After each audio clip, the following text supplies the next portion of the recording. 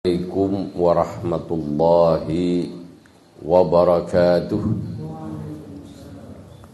Bismillahirrahmanirrahim. Alhamdulillahi rabbil alamin. Allahumma salli ala sayyidina Muhammadin al-fatihi lima ughliqa wal khatimi lima sabaqa Nasiril haqqi bil haqq wal hadi ila siratikal mustaqim wa ala alihi haqqa qadrihi wa miqdarihil azim. Amma ba'du, usikum wa nafsi bitaqwallah faqad fazal muttaqun. Para ikhwan dan juga para muhibbin serta pemirsa streaming Zawiyah Tarbiyat Tijaniyah Jakarta yang dirahmati Allah. Sejak tadi malam dan dengan pagi ini saya berada di Pondok Pesantren Al-Quran Syifaul Mukminin di Desa Cisitu, Kecamatan Ciomas, Serang, Banten. Alhamdulillah, pertemuan tadi malam dihadiri oleh salah satu cucu guru besar kita, yaitu Syarif Zainal Abidin At-Tijani dari Aljazair, yang telah menjelaskan tentang keprihatinan beliau melihat Thariqah At-Tijaniyah di akhir-akhir ini, termasuk dengan yang ada di Indonesia, karena beliau selalu memperhatikan perkembangan melalui media sosial, termasuk dia dengan sedikit geram juga, mana perusak-perusak itu. Sempat begitu bertanya, mana perusak-perusak itu. Jadi karena ada di antara ikhwan wallahu alam, apa memang niatnya ngerusak atau tanpa sadar dia telah berbuat kerusakan dalam thariqah. Ini juga yang penting kita perhatikan, jangan sampai kita ini masuk Tijani malah menjadi penyakit dalam thariqah. Para ikhwan rahimakumullah, yang ingin saya bahas pada pagi ini adalah sebuah pertanyaan besar tentang martabat guru kita, yaitu martabat Al-Qutbul Maktum wal Khatmul Muhammadi Al-Ma'lum wal Barzahul Makhtum. Martabat kewalian yang posisinya tidak ada lagi martabat dalam kewalian, sehingga ini adalah martabat pemungkas dalam kewalian, yang mana tidak ada lagi di atasnya kecuali martabat kenabian. Jadi martabat ini adalah tidak ada lagi di atasnya martabat kecuali martabat kenabian. Kemudian karena seperti itu, martabat Al-Qutbul Maktum, wali kutub yang dirahasiakan ini oleh Allah Subhanahu wa taala, sudah namanya maktum, dirahasiakan, rahasia sejak dulu, sehingga sebelum Sayyidi Syekh dapat izin dari Rasulullah sallallahu alaihi wasallam untuk memperkenalkan diri, siapa dirinya dan martabatnya dan thariqahnya ini, dalam kitab-kitab tasawuf tidak ada pembahasan tentang Al-Qutbul Maktum. Silakan baca kitab-kitab tasawuf, baik di Ihya, kitab-kitab besarnya, termasuk Tabaqatnya Imam Sya'rani, yang di situ berbicara tentang peringkat-peringkat para wali. Dan dalam kitab-kitab tasawuf yang lain, pembahasan martabat al-qutbul maktum wal khatmul muhammadi ini ya relatif tidak ada. Andaikan ada, tidak ada yang bisa mengklaim. Siapa yang menempati? Yang kedua, kita sebagai pengamal wirid thariqah Tijani dan murid Sayyidi Syekh Ahmad At-Tijani radhiyallahu an, harus legowo kalau ada orang tidak percaya. Jadi harus legowo, dan kita tidak perlu marah-marah. Karena agama dan thariqah ini tidak bisa disebarkan dengan cara marah-marah. Kalau kita tambah marah-marah, orang tambah gak senang. Sebagaimana kata Syarif Zainal Abidin tadi malam, thariqah ini thariqatul ulama, thariqahnya para ulama. Wa thariqul ilmiyah, thariqah yang bersifat ilmu. Jadi bukan thariqah otot-ototan, bukan thariqah urat leher sampai ini untuk mempertahankan, tidak perlu. Ya sebagaimana Islam, Bayyahdillah fala mudhillalah. Orang yang diberi keyakinan tentang Islam dapat hidayah dari Allah, maka tak seorang pun bisa menarik hati orang tersebut untuk bergeser keluar dari Islam. Umayyudlil, orang yang dibiarkan oleh Allah sesat. Ya, jadi kalau diartikan secara ini harfiahnya umayyudlil, orang-orang yang sesat. Cuma kata Habib Quraish Shihab, ya artinya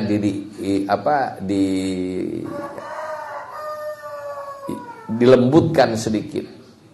Ya, karena orang yang disesatkan oleh Allah, keren banget disesatkan oleh Allah. Ya. Jadi kata beliau, terjemahkanlah dengan barang siapa yang dibiarkan tersesat oleh Allah, yakni tidak dapat petunjuk dari Allah, fala hadiyalah, tidak ada yang bisa memberi petunjuk kepadanya. Ya, jangankan orang lain kayak orang Indonesia, orang yang bertetangga dan masih famili dengan Rasulullah, sama-sama Quraisynya, Abu Jahal bukan tidak tahu dengan kenabian. Abu Jahal super yakin dengan kenabiannya Rasulullah. Abu Lahab, ya ini bukan nama Abu Jahal, Abu Lahab ini bukan nama, itu julukan.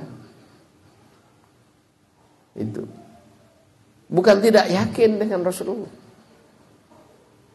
Kalau ditanya cintanya kepada Rasulullah, Abu Lahab Masya Allah masih famili, masih paman. Ketika dengar Rasulullah lahir, budaknya yang memberitahu kalau Rasulullah lahir, langsung merdeka kamu. Jadi budak mahal zaman dulu. Itu. Jadi membeli, kayak orang beli sapi itu, beli budak itu. Di pasar budak. Di antaranya dalam Islam itu memang kegiatan amal memerdekakan budak itu sifatnya sangat-sangat istimewa di Arab.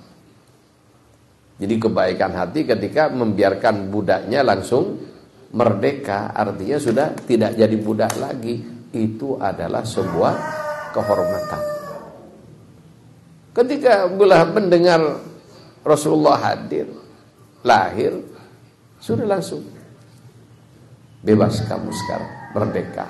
Dan gara-gara Abu Lahab pernah membebaskan budak karena farah, karena senang dengan Rasulullah dalam riwayat, dan ini ulama menjelaskan semua, walaupun ada yang tidak terima, ya biasa, bahwa Abu Lahab dapat keringanan pada setiap hari Senin, ya, dapat keringanan azab dari Allah Subhanahu wa taala karena dapat syafaat Rasulullah sallallahu alaihi wasallam Ya karena dia tidak mau masuk Islam, ya tetap dia kekal di neraka.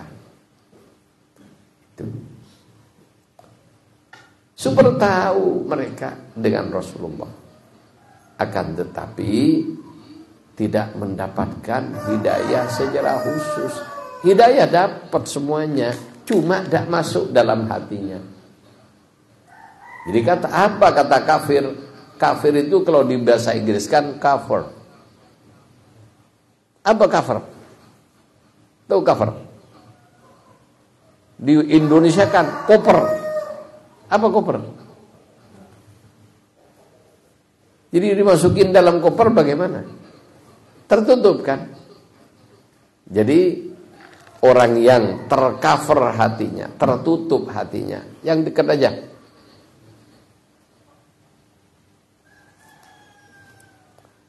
Jadi orang yang tertutup hatinya, maka tidak bisa nerima, walaupun dia tahu. Kan sudah tertutup. Kan banyak cerita laki-laki senang dengan perempuan. Senang, pengen, tapi tidak mau ngelamar. Ada sebab pertimbangan lain yang orang lain tidak boleh tahu. Nah, kan begitu kan? Termasuk juga ada perempuan menolak lamaran laki-laki karena ada satu sebab yang sangat pribadi. Padahal hatinya senang. Itu. Kenapa? Tercover. Apa tercover? Tertutup. Karena hidayah itu laksana hujan. Bagaimana hujan? Seluruh bumi kena. Yang kena basah. Tapi bagaimana jalanan yang ada aspal tebal? Bisa masuk enggak air? Ketika hujan basah, selesai kering lagi. Betul? Itu. Atau terhijab. Jadi matahari terik. Tapi karena ini terhijab kan dari matahari, maka matahari tidak masuk ke sini, tidak masuk langsung. Ada juga orang seperti itu. Jadi orang yang menolak dakwahnya Rasulullah sallallahu alaihi wasallam dan ingkar dengan beliau belum tentu tidak percaya. Aslinya percaya, tapi karena ya ada satu hal yang melarang hatinya untuk mengikuti apa yang menjadi ajaran Rasulullah sallallahu alaihi wasallam. Jadi para ikhwan rahimakumullah, kata Ustaz Samsul, ada orang tokoh ya di daerah Banten ini datang ke pesantren ini menanyakan Thariqah Tijani dan Syekh Tijani radhiyallahu anhu. Gitu. Pertanyaannya begitu kan? Ya karena ini orang alim, Ustaz Samsul menghormatinya. Diberilah kitab, ya, disuruh baca sendiri tentang Thariqah Tijani. Kitab apa yang dikasihkan? Ya, dikasih kitab Rimah dan Kasful Hijab. Yang terjadi ditolak itu kitab. Dan dia menjawab, ini mah klaim sepihak. Gitu ya. Klaim sepihak. Nah, terus bagaimana menyikapi kondisi-kondisi seperti ini? Ya itulah seni berdakwah ya kayak gitu. Jadi seni berdakwah ya kayak gitu. Tidak mesti diterima oleh orang. Bisa-bisa ditolak. Bahkan Nabi sallallahu alaihi wasallam, ya, Nabi orangnya yang ganteng, lembut, tidak ada jelek sedikit pun pada diri Nabi, lahir dan batin. Itu sampai mengalami penyiksaan, bahkan di Taif dikerutuk pakai batu dan kotoran sampai luka beliau. Ya, alhamdulillah saya datang ke Banten ini tidak sampai dimarah-marahin orang, tidak sampai dicaci maki. Iya kan? Oleh karena itu kita apalagi hanya begitu, jangan surut. Oh gimana ini tokoh? Iya. Justru kalau kayak gitu hebat, kita sudah kita dilawan atau diperhatikan oleh tokoh. Berarti secara tidak langsung kita ditokohkan. Itu. Coba ada orang ahli di bidang silat, tapi tidak pernah ditantang orang. Bisa terkenal enggak? Tapi ada orang silatnya sedikit-sedikit, tapi didatangi jawara, diajak berkelahi. Kalah, ya kalah. Silatnya kalah. Tapi karena berkelahi dengan tokoh, maka terkenallah dia walaupun kalah. Betul? Jadi kita tidak usah prihatin, tidak usah, biasa ya, tenang aja. Karena standarnya Tijani bukan kita. Standarnya Tijani adalah Rasulullah sallallahu alaihi wasallam dan Sayyidi Syekh Ahmad At-Tijani radhiyallahu anhu. Kenapa thariqah Tijani ini thariqah Al-Muhammadiyah, thariqahnya Kanjeng Nabi. Ini Kanjeng Nabi yang punya, sebagaimana pernyataan Rasulullah dalam kitab Manaqib, fa ana syaikhuka, aku guru kamu, kepada Syekh Tijani. Wa murabbika, aku yang menjadi pendidik kamu, penuntun kamu ke hadratnya Allah Subhanahu wa taala. Wa kafiluka, aku yang bertanggung jawab. Sehingga Ikhwan Tijani kalau dianggap murid pribadinya tidak nyambung dengan Nabi. Jadi kalau nalkin, muqaddam nalkin, dijadikan murid pribadi, kamu murid saya, orang tersebut tidak nyambung pada Nabi, artinya Tijaninya tidak sah. Yang kedua, muqaddam yang ngomong kayak gitu batal thariqahnya. Ingat. Dan muqaddam dalam thariqah Tijani khadimul fuqara, khadimul ikhwan. Wabil khusus khadimus Syekh radhiyallahu anhu. Jadi para muqaddam ini khaddam, pembantu-pembantu Sayyidi Syekh radhiyallahu anhu dalam ngelayanin ikhwan. Jadi saya datang dari Jakarta ke sini bukan sok-sokan ini. Niatnya tidak usah jauh-jauh. Siap menjadi berkhidmat kepada Sayyidi Syekh Ahmad At-Tijani radhiyallahu an dengan cara berkhidmat kepada murid-muridnya Syekh. Jadi bukan niat menjadi guru di Banten. Aduh, wong ilmunya dikit kok bilang mau jadi guru. Itulah di antara adab dalam thariqah Tijani. Ini para ikhwan rahimakumullah, dengan tuduhan bahwa semua yang ada dalam thariqah Tijani, baik pangkatnya Syekh, termasuk thariqahnya, jaminan-jaminannya yang memang ya sangat besar. Kalau ada orang mengklaim itu mah klaim sepihak ya. Itu mah klaim sepihak. Kita tidak perlu kaget. Jawabannya apa? Benar. Jawabannya benar. Nah, jadi saya mengklaim sepihak. Itu. Jadi jawabannya benar. Gimana? Cuma klaim sepihak ini ada yang dibenarkan, ada yang disalahkan, walaupun klaimnya benar. Ikhwanya dikurangi.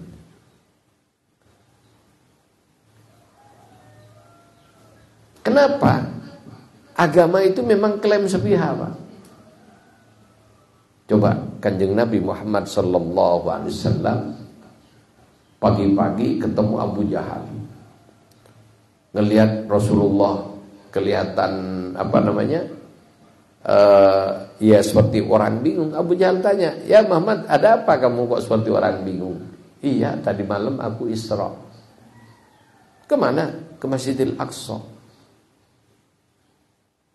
Kata Abu Jahal, wah ini peluru yang bisa dipantulkan langsung ke Muhammad dan merusak umat yang telah didapat oleh Kanjeng Nabi Sallallahu Alaihi Wasallam. Terus mau kamu gimana? Mau tak kasih tahu sama orang Mekah? Oke, saya bantu kamu, saya kumpulkan orang Mekah. Tujuannya apa?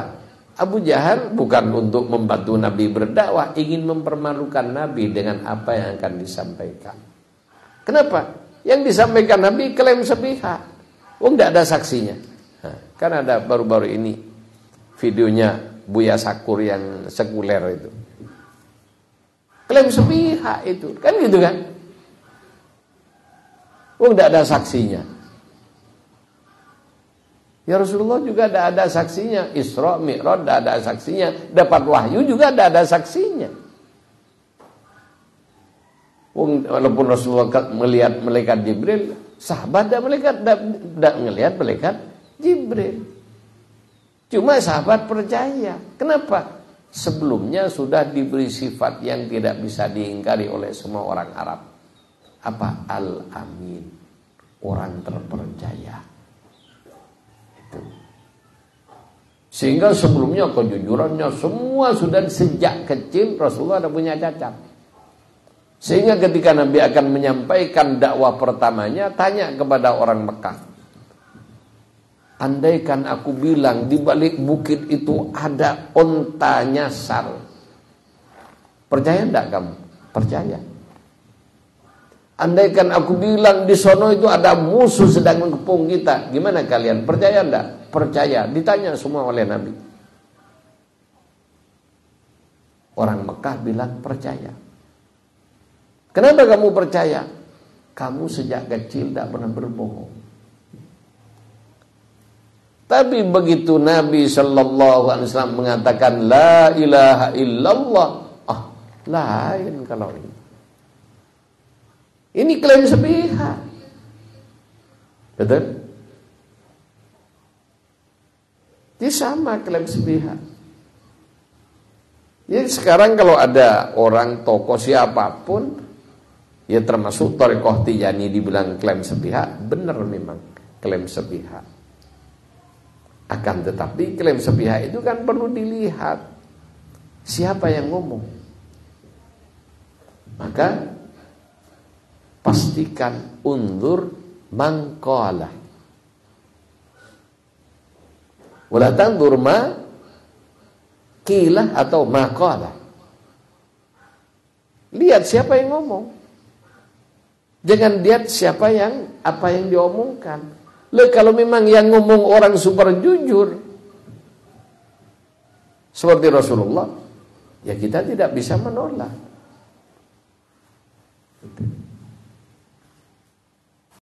Wali yang lain dia ngaku Muhammad bin Muhammad At-Tijani radhiyallahu anhu. Ketika diperintah oleh Rasulullah untuk mengumumkan martabat kewaliannya, Sayyidina mengumpulkan para sahabatnya, termasuk sahabat besar yaitu Syed Muhammad Al-Ghali Abu Talib. Karena beliau tidak ada di majelis, disuruh cari. Setelah ketemu, Sayyidina menyatakan qadamayah, langsung mengangkat kedua kaki beliau. Qadamayah hatani, dua kakiku ini ala raqabati kulli waliyillahi ta'ala min ladunna Adam ila yaumil fishur. Kedua kakiku ini berada di atas tengkuk para wali, berada di atas pundak para wali sejak zaman Nabi Adam sampai kiamat, sampai ditiupnya sangkakala. Ini kata Syekh radhiyallahu anhu. Sayyidina Muhammad Ghali Abu Talib tanya kepada Sayyid Syekh, karena dia yang berani tanya di antara murid-muridnya. Dan dia juga syarif, ya. Di antara muridnya saya banyak yang syarif. Ya, syarif itu surafa atau habaib kalau di Indonesia. Jadi orang Afrika ke barat tidak ada yang manggil habib, yang jadi cucu Rasulullah dipanggil syarif.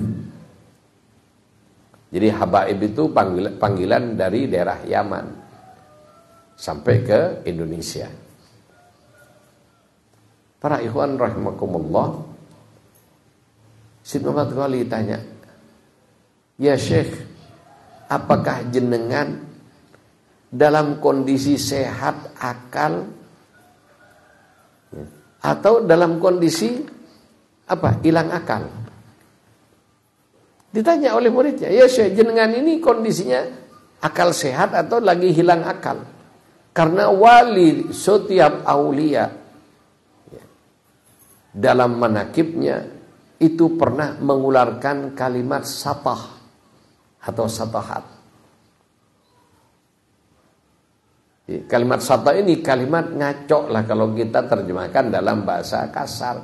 Kalimat yang tidak bisa dimengerti orang. Dan bahkan berlawanan dengan kenyataan. Pada titik tertentu tidak sama dengan syariat yang ada. Itu. Kemudian saya ditanya sama muridnya, "Bagaimana ya Syekh, jenengan sehat?" Jadi berbicara ini dengan kondisi akal sehat atau kondisi dalam mabuk. Orang yang lagi menghadap ke hadrat Allah Subhanahu wa taala ketemu Rasulullah aja mabuk. Mabuk cinta dengan Nabi sehingga ya ngomong macam-macam tentang Nabi. Orang yang hatinya wusul kepada Allah, saking cintanya kepada Allah, ngomong yang macam-macam yang orang awam tidak ngerti. Yang sebenarnya analoginya banyak. Orang kalau lagi jatuh cinta, lagi mabuk cinta, ngomongnya ngaco. Contohnya, yang membuat syair, "Anta syamsun, wahai Rasulullah, engkau bagaikan matahari." Makanya orang-orang yang cetek ya, jadi akalnya dangkal. Masa Nabi kayak matahari? Anta badrun, engkau laksana bulan. Nah itu kan bahasa sastra kan. Nabi kayak gitu, matahari gede kayak gitu, cahayanya kayak gitu. Kok Nabi dibilang kayak matahari? Kok Nabi kayak bulan? Anta nurun fawqa nur, engkau laksana cahaya berlapis cahaya. Itu hanya sudah ngaco, Pak. Kalau kita telaah. Tapi itu bahasa sastra, bahasa syair, bahasa puisi. Coba lihat Umairah ketika memuji perempuan. Itu. Memandang bibirmu. Iya kan? Yang merekah. Laksana memandang, istilahnya? Lupa saya.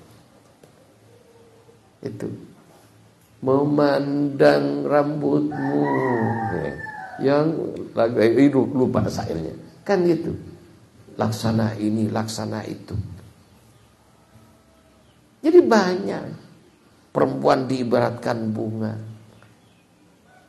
Perempuan kok bunga, coba jauh kan. Itulah bahasa syair.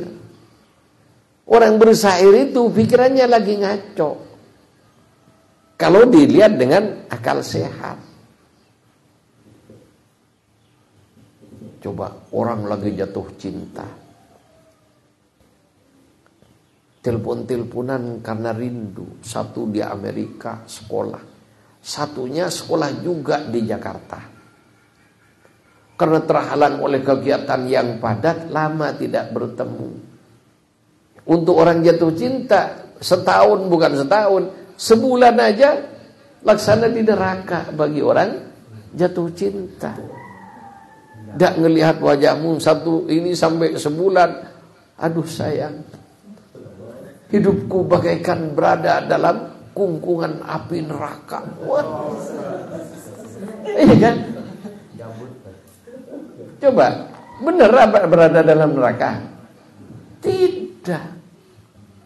Itu bahasa syair. Ya kalau bahasa syair dijadikan bahasa kenyataan, harus seperti kenyataan. Ya yang mengharuskan seperti itu yang kebalik. Kalau tidak ada kayak gitu, cinta tidak ada indahnya. Betul? Ya alhamdulillah, saya dulu juga kuliah di sastra. Makanya saya bahasa sastra, ya, saya ngerti. Dan bisa, dan dulu saya jagoan bikin puisi di majalah di kampus dulu. Ya, dan ya alhamdulillah waktu itu dengan ya kemampuan saya berekspresi. Saya kalau ada di mading di majalah dinding di kampus, puisi-puisi saya jarang sekali, kan itu 1 minggu berubah. Tapi puisi saya kadang-kadang sampai 2 minggu bahkan 3 minggu tidak dicabut. Karena saya pakai samaran, tidak ada yang tahu kalau saya yang bikin. Kemudian, terutama yang perempuan-perempuan, ada yang ketika baca sampai tidak terasa duduk lemes. Duduk lemes sambil nangis membacanya di depan mading. Itu.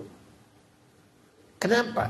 Itu bahasa cinta itu kalau diekspresikan dari hati yang benar lagi jatuh cinta, dahsyat. Sehingga seorang kekasih yang berjauhan saking cintanya, berbicara, belum ada video call zaman dulu. Yang satu bilang I love you, satu I love you too. Aku juga cinta denganmu sayang. Engkau adalah hidupku. Coba, engkau adalah hidup. Engkau adalah nyawaku. Engkau adalah belahan jiwaku. Kau dan aku satu, ya kan? Kan gitu. Ini bahasa orang jatuh cinta. Coba satunya di Amerika, satu di Jakarta, satu apa? Nyatu, lebur, tidak. Tetap satu-satu. Le bahasa sufi, orang yang sedang jatuh cinta kepada Allah. Seperti Rabi' Adawiyah dan semua aulia. Dalam kecintaannya, dia akan membuat kalimat-kalimat pujian kepada Allah yang tidak ada dalam kalimat dohir, tidak sama dengan kalimat matematika. Makanya kalau bicara matematika, itu akal yang dipakai. Tapi kalau berbicara sastra, nulis pakai akal, tidak ada orang yang baca. Tapi kalau ditulis keluar dari hati yang dalam, kata I love you keluar dari kata hati yang dalam, baru mendengar, bukan kena tuju oleh kalimat tersebut, baru keserempet nangis, Pak. Kenapa? Yang mengucapkan dengan kondisi hati yang nangis juga karena kerinduannya. Sampai bilang kau dan aku satu, padahal dia ada nyatu.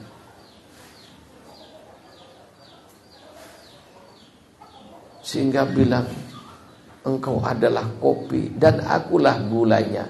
Ya. Kan gitu kan?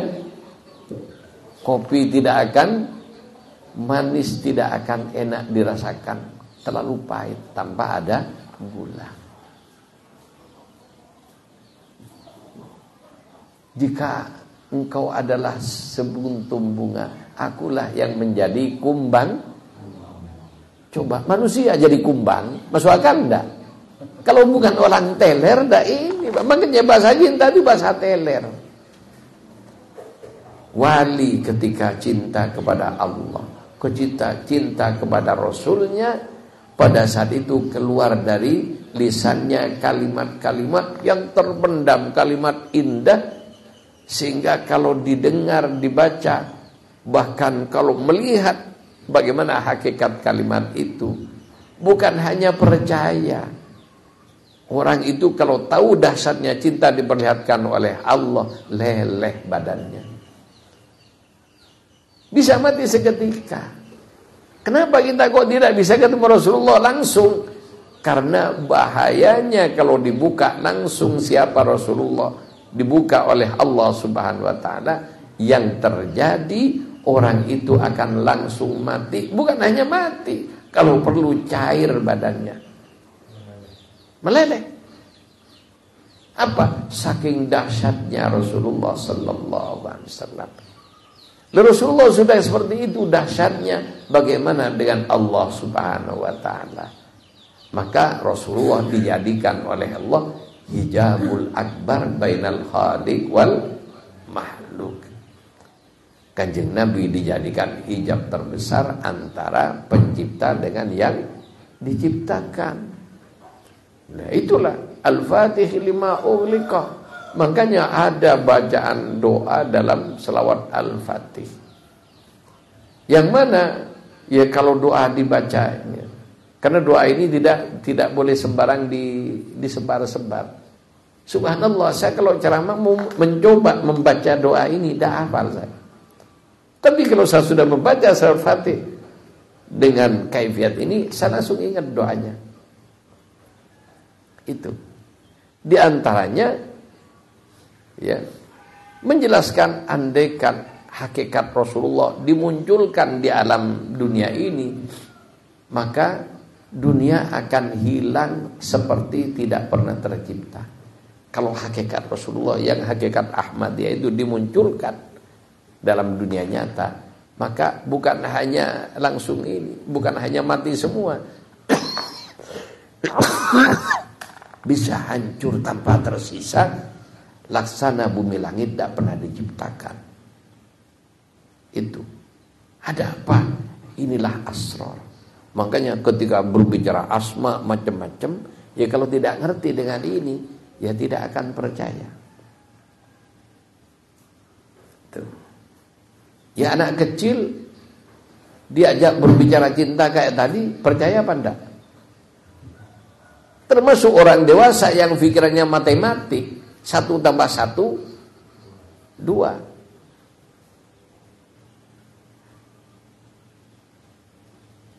4 kali 4 berapa? 16. Tidak usah bahasa puisi, Pak. 4 kali 4 16 itu matematika. Tapi kalau datang ke tukang foto, 4 kali 4 berapa, Kang? 5.000.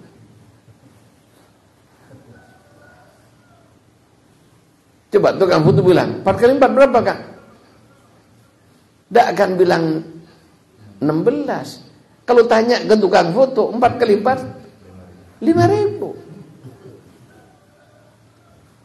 Jadi bahasa itu konteksnya bagaimana? Jadi kalau kita mau berbicara akal dan perasaan, itu baru datang ke KUA. 1 + 1 berapa, Pak? Kalau ke Pak Penghulu, ya awalnya 2, tapi setahun jadi 3. Coba nikah, 1 + 1 2, setahun. Ada yang berkembang jadi 3, 2 tahun bisa jadi 4. Lah ini bahasa kehidupan kayak gitu.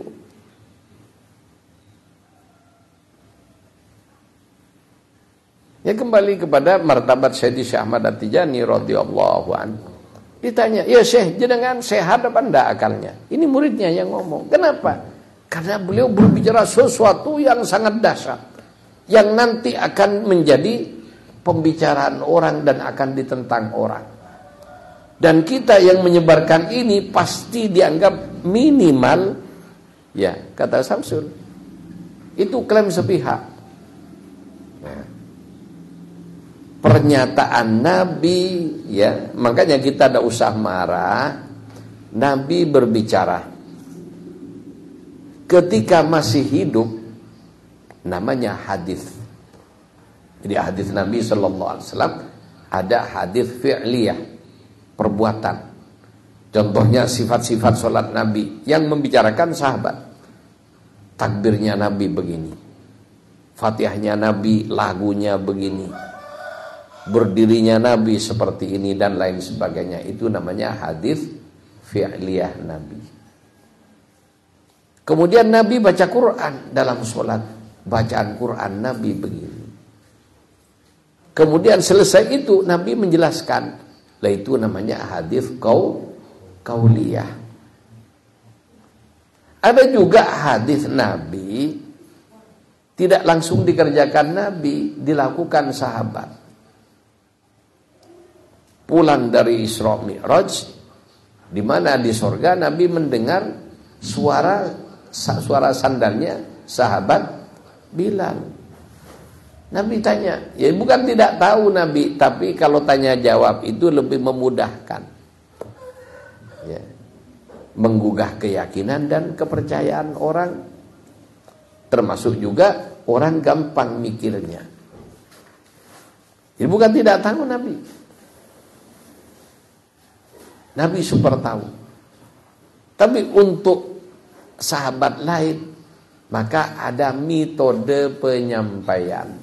Jadi metode Nabi tanya, ya Bilal, apa yang kamu lakukan?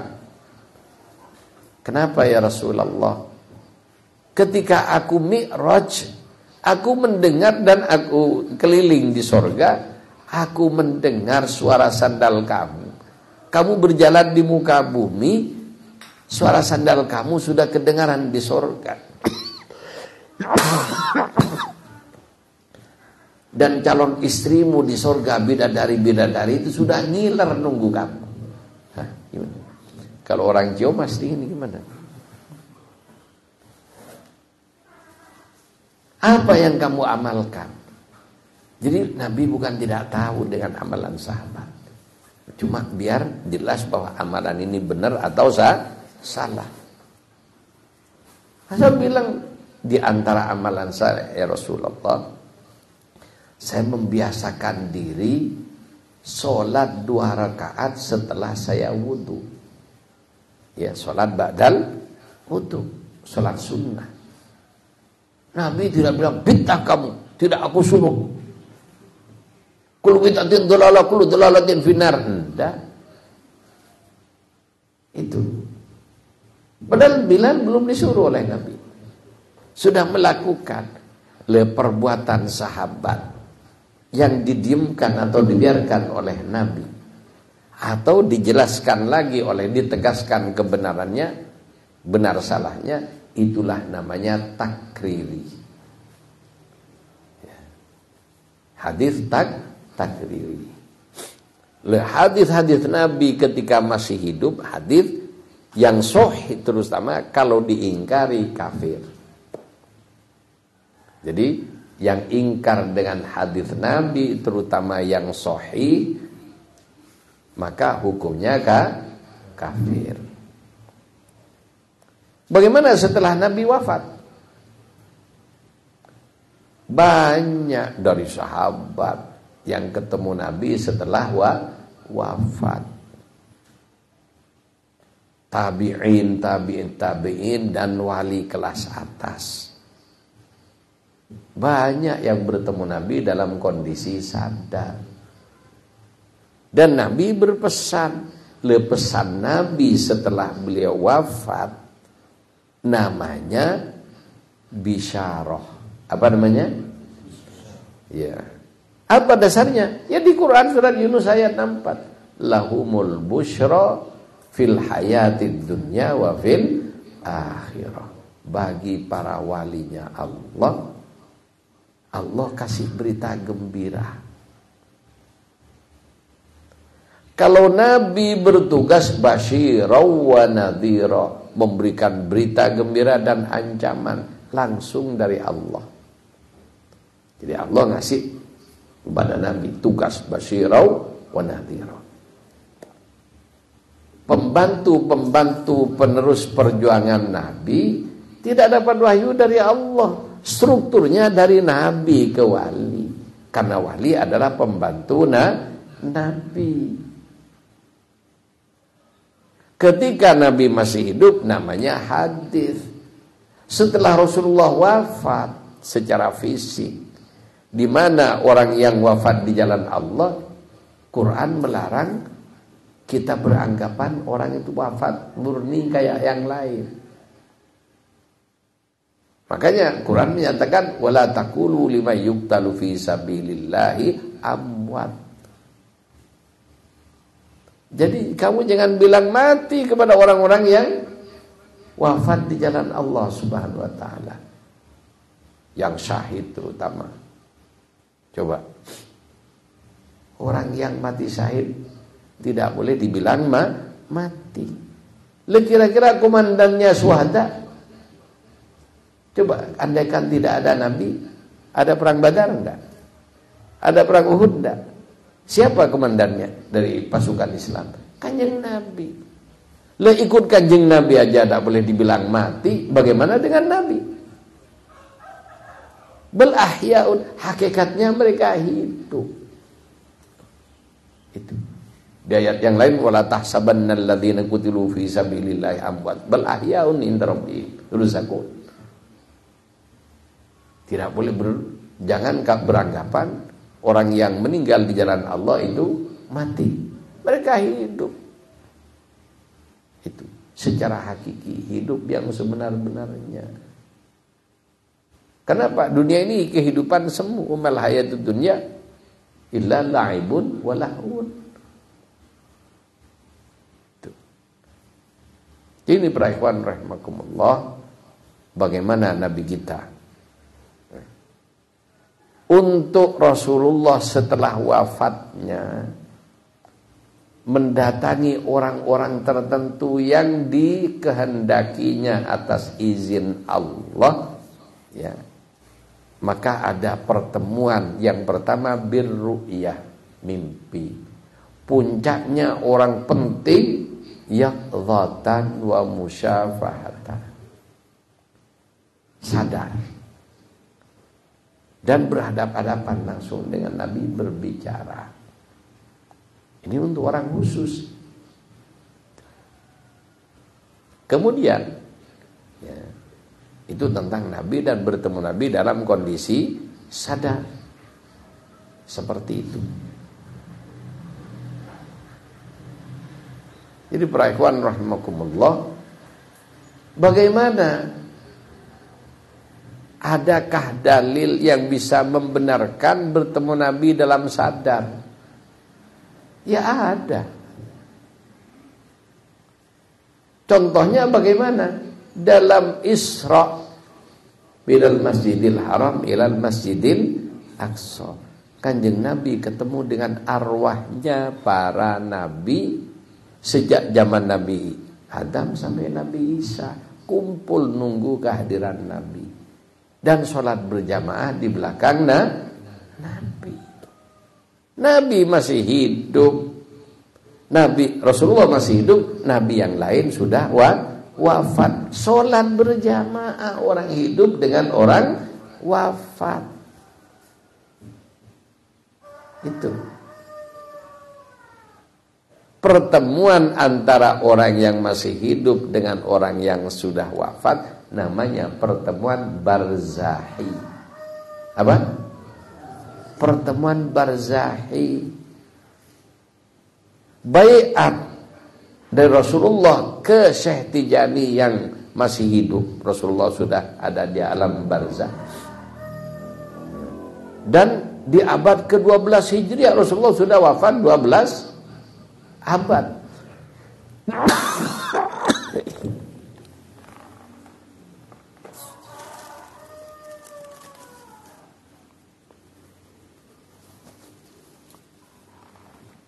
Rasulullah sudah 12 abad wafat.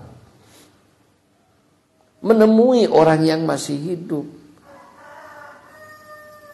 diterima secara akli maupun nakli. Aklinya bagaimana? Nabi ketemu dengan Nabi Adam berapa abad? Coba jarak Nabi Adam dengan hidupnya Rasulullah berapa ribu tahun? Kalau Syekh Tijani dengan Rasulullah hanya 1200 tahun.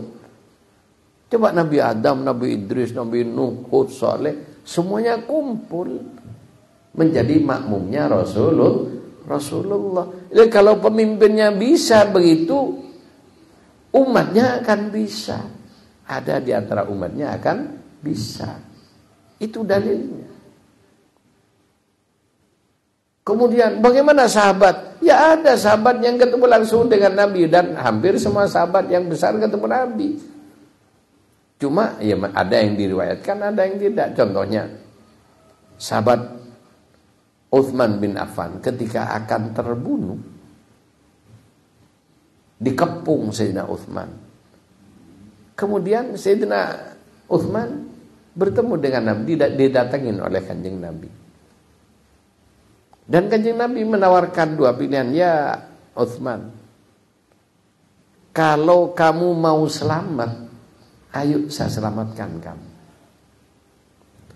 Tapi kalau kamu mau berbuka dengan saya pada bulan Ramadan, kalau kamu mau berbuka dengan saya, ayo. Sayyidina Utsman milih, saya bersama Rasulullah ya. Artinya dia tidak takut mati. Kenapa? Resikonya berbuka dengan Nabi. Berbuka di mana Nabi? Di alam barzah. Maka harus pindah. Terbunuhlah hari itu. Pas bertepatan dengan menjelang maghrib. Ya berbuka ruhnya dengan kanjeng Nabi, karena dia lagi berpuasa Ramadan. Ini sahabat yang mimpi banyak, yang bertemu juga banyak. Para aulia semuanya bertemu dengan Nabi dalam sadar. Dan kalau kita melihat seperti apa derajat mereka di hadarat Allah Subhanahu wa taala dan Rasulnya, salah satu tolok ukur kemuliaan wali kutub adalah intensitas pertemuannya dengan Nabi sallallahu alaihi wasallam dalam sadar, keseringannya. Silakan buka dalam manaqib Syekh Abdul Qadir Al-Jilani radhiyallahu an, beliau ketemu Nabi 69 kali. Itu di manaqibnya begitu. Bahkan beliau menyatakan, saya tidak berdakwah kecuali setelah Nabi menyuruh. Saya tidak menikah kecuali setelah disuruh oleh Nabi. Kalau kita nunggu disuruh oleh Nabi, jadi bujang lapuk nanti. Jadi orang-orang tertentu termasuk Syekh Abdul Qadir menyatakan, saya tidak menikah kecuali setelah diperintah oleh Nabi. Artinya martabat kalau sudah mencapai wali kutub, tidak berbuat apapun kecuali disetujui oleh Nabi atau langsung diperintah oleh Nabi. Itu martabatnya para wali kutub. Mereka bertemu yaqdah, sadar, bukan mimpi. Itu. Ini Syekh Abdul Qadir.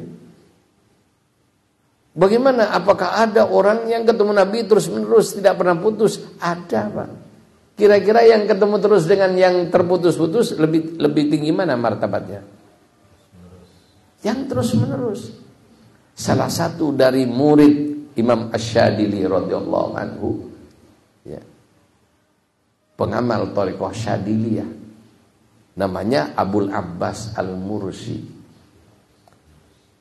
30 tahun tidak pernah putus pandangannya dengan Nabi, dan dia menyatakan, andaikan mataku terhijab dari Nabi sesaat ini, wallahu alam, apa 1 menit, apa 1 detik, intinya kalau sampai terhijab dari Nabi, saya tidak menghitung diriku sebagai orang beriman.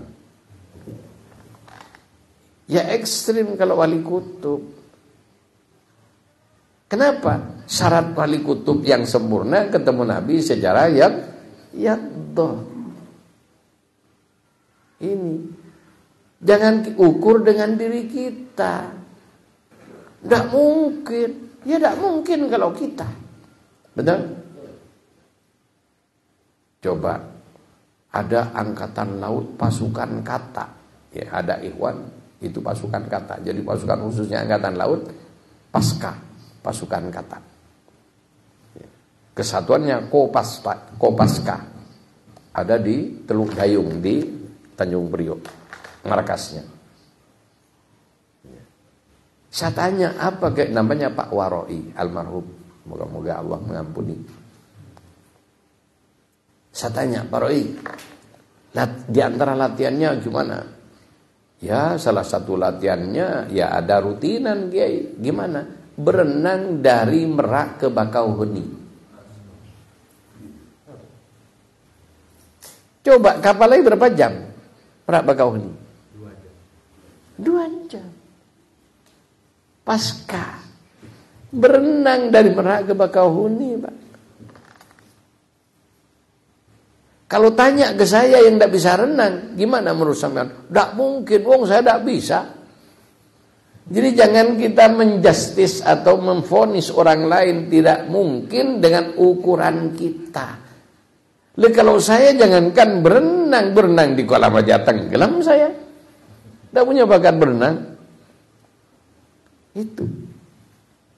Lalu untuk mereka yang memang jadi pasukan kata atau angkatan laut, pasukan khususnya tidak bisa berenang, ya konyol. Salah satu kemampuannya berenang melintas laut, bukan melintas kolam. Pasca yang di Surabaya, saya punya teman adik kelas saya, namanya Samsul juga, Samsul Arifin namanya. Dia cerita pada saya, sudah biasa renang dari Tanjung Perak ke Kamal Madura. Jadi dia latihan rutinannya, ya, jadi pengajian bulanannya Angkatan Laut Pasca itu berenang. Kalau yang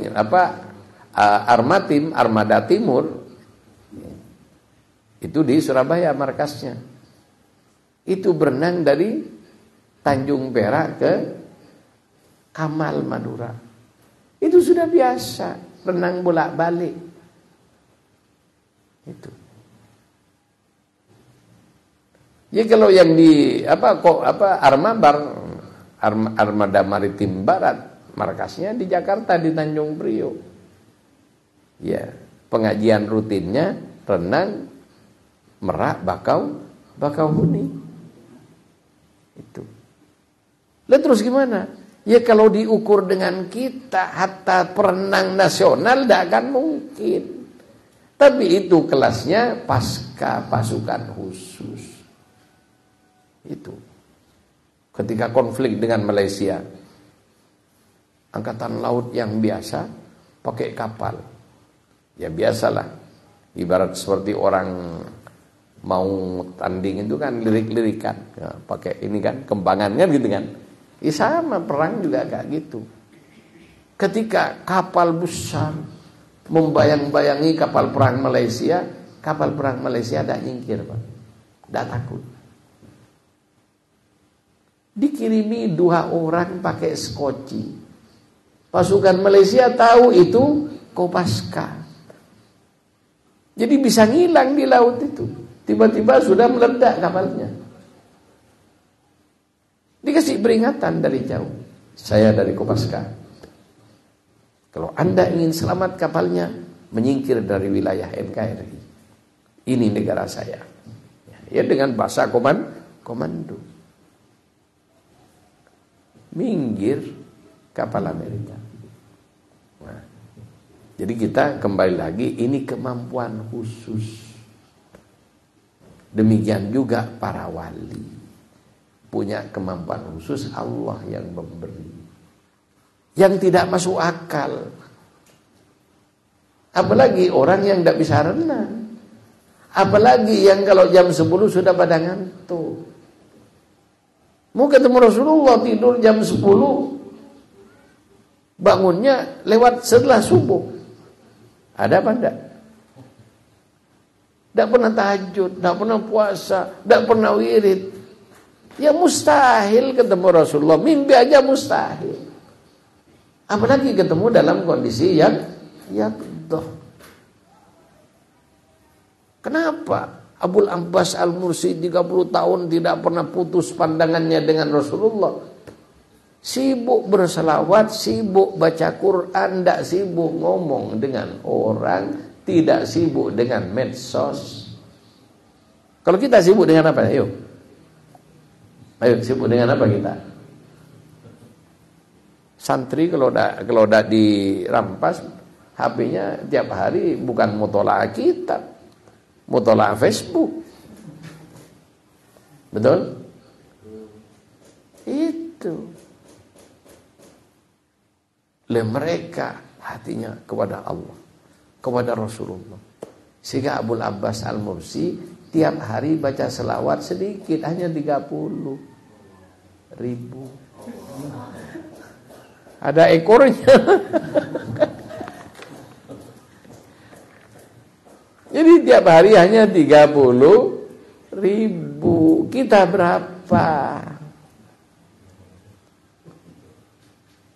Itu para ikhwan rahimakumullah. Jadi kalau bicara ketemu Rasulullah, bukan hanya Syekh Tijani yang yakdor dengan Rasulullah. Syekh Abdul Hasan Asyadili menerima Hizbul Bahar langsung dari lisan suci Rasulullah, diterima oleh beliau huruf per huruf dengan asrornya. Kenapa kok orang baca Hizbul Bahar kalau punya izin yang jelas dan benar nyambung? Dahsyat kemampuannya. Ya karena dari asma-asma itu, ya itulah yang bikin dahsyat. Ada rahasianya. Ya kalau hanya beli mujarrobat di pinggir jalan pulang dibaca, ya tidak dapat asrornya. Dapat tapi hanyut oleh asror. Sehingga ketika baca pertama, seminggu pertama biasa. Minggu berikutnya mulai sedeng. Ketika berbicara mulai tidak nyambung dengan orang. Orang tanya barat yang dijawab timur. Orang tidak marah, dia marah. Kan ada orang tanya baik-baik dijawab dengan marah-marah. Ada kan? Lain yang bingung kalau jadi pimpinan negara, setiap pertanyaan dijawab marah-marah, gimana nanti? Ini kok ke sana? Ini berikhwan rahimakumullah. Kenapa kok kayak gitu? Kalimat-kalimat yang ada di hizib itu setiap huruf ada asrornya. Asror itu kekuatan gaib yang tersimpan di balik huruf-huruf. Ya kenapa? Dulu ada kiai di Jember, Riyadhah Hizbul Bahar. Dibaca agar supaya tidak ngantuk, diikat badannya di pohon gede segini, diikat.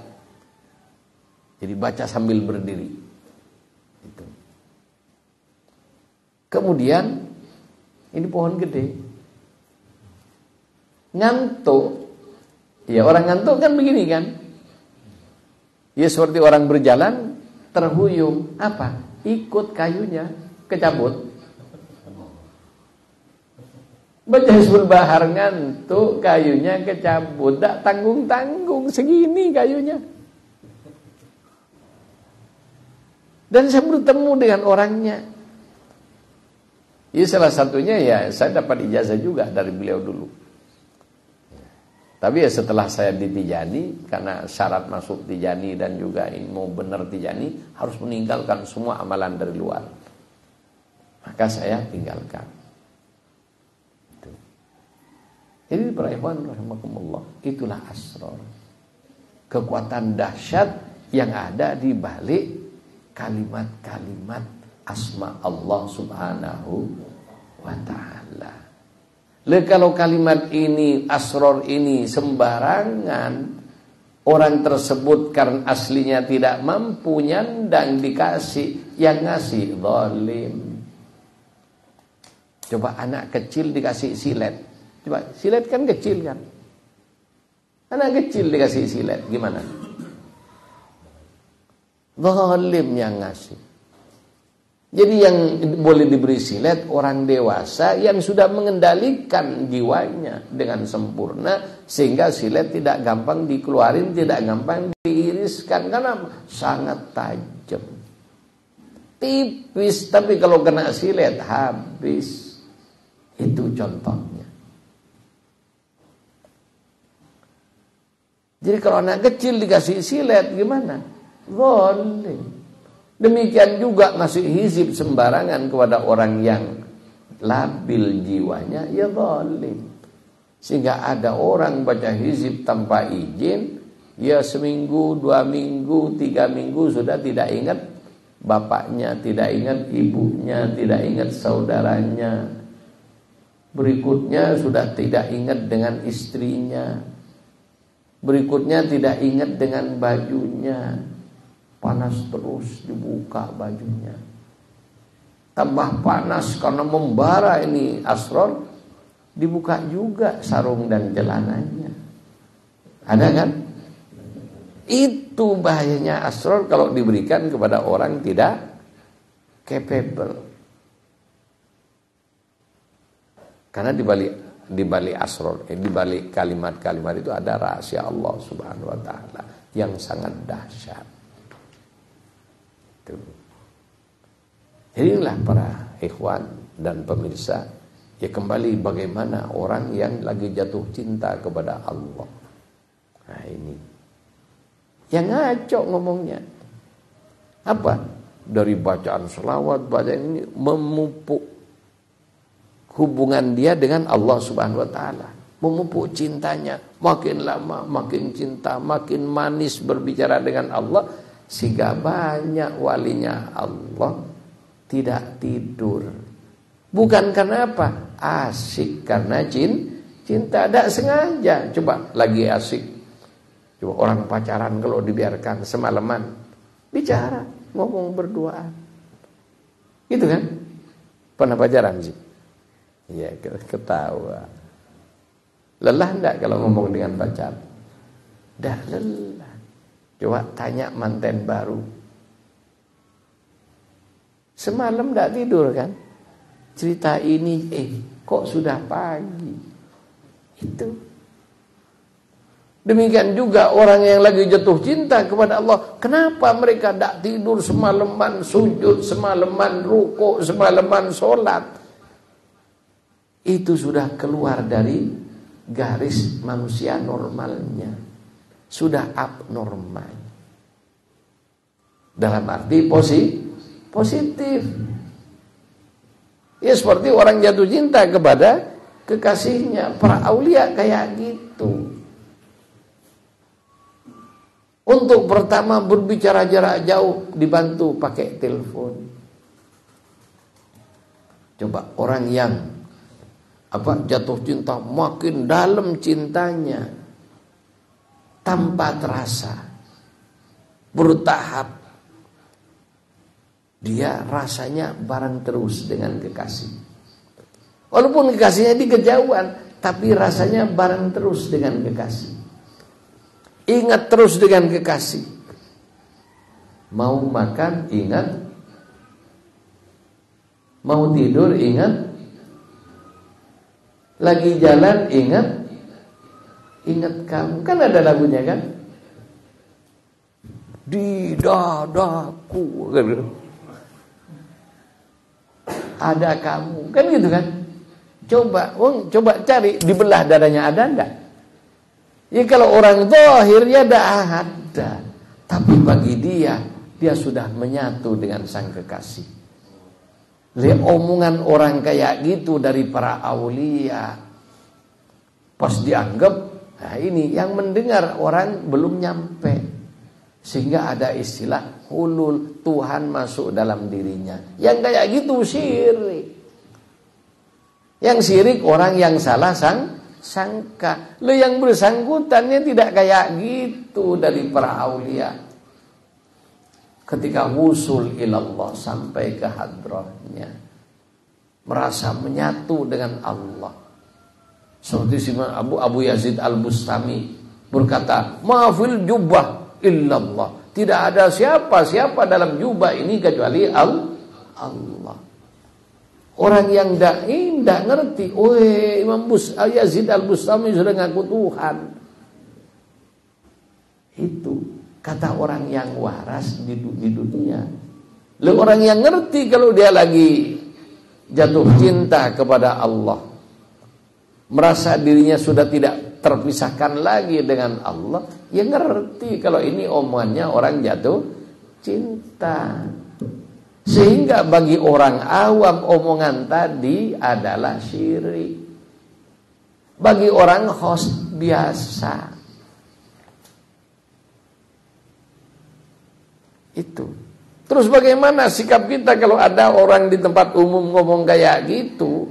Ya, ini katanya para aulia. Saya punya guru yang alhamdulillah saya dipertemukan dengan orang-orang khusus dalam membahas masalah khusus.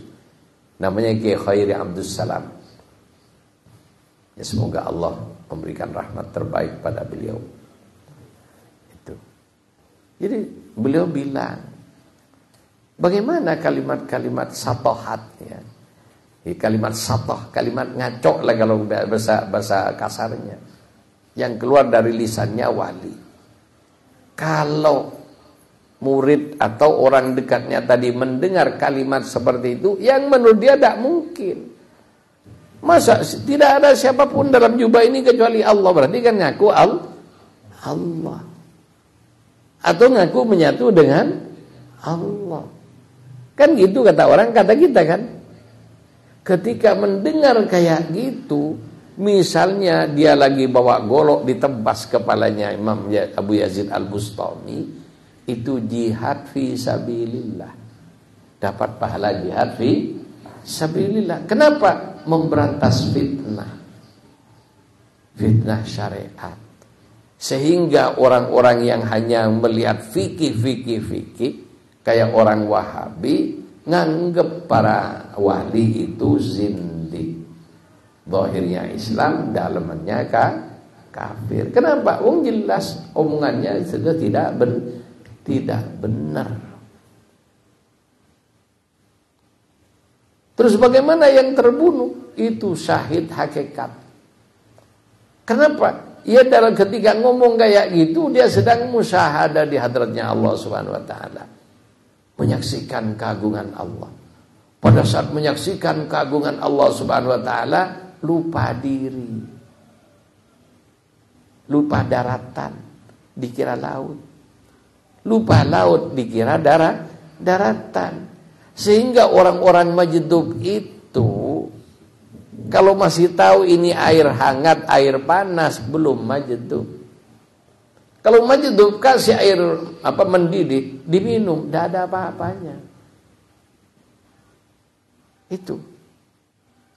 Lalu kalau dikasih air panas begini, Majduban itu. Kalau Majdub beneran, ada. Orang nyoba selawat Fatih. Masih ada Habib Ja'far. Habib Ja'far cerita sambil terkekeh-kekeh, ya, saya ketawa. Ya, menceritakan orang ini. Jadi ada kakek-kakek mendengar fadilahnya selawat Al-Fatih. Dalam banyak dok, akhirnya mikir, apa benar selawat Fatih ini punya fadilah sedahsyat itu. Besok tak coba, tak amalin selawat Fatih. Jadi menjajal, bahasa orang Jawa, mencoba. Jadi selawat Fatih dibuat percobaan. Dapat 3 hari, hilang akalnya Pak Majdub. Semua jadi Al-Fatih. Sholat tidak bisa baca Al-Fatihah, tidak bisa apa, semua Al-Fatih. Takbirnya Al-Fatih, Fatihahnya Al-Fatih, surat pendeknya Al-Fatih. Tidak ada, disuruh baca yang lain dah.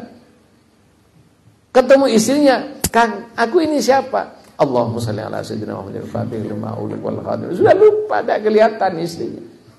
Anaknya, saya ini siapa Pak? Allahumma shalli ala sayyidina Muhammadin al-Fatih lima ulik. Semua tidak ada.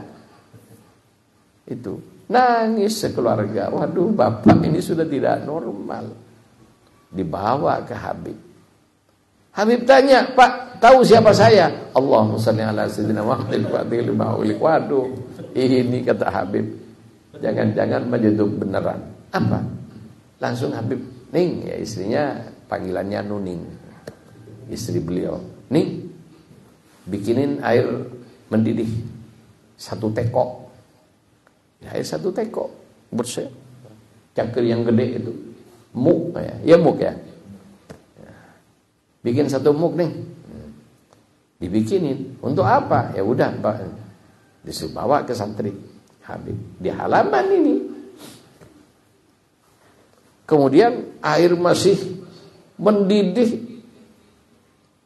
diturunkan dari anda masukinmu, kemudian dikasihin ke orang ini, minum. Diminum. Dan tidak kepanas, biasa, gelak-gelak sampai habis. Macam itu beneran ini dah, kata Habib. Akhirnya diobati sama beliau. Setelah diobati baru sadar. Diusap mukanya, bolak-balik, dadanya diusap. Setelah itu kaget. Loh, kok di sini saya? Oh, ajudan Bib, kamu Bib. Keluarganya nangis semua.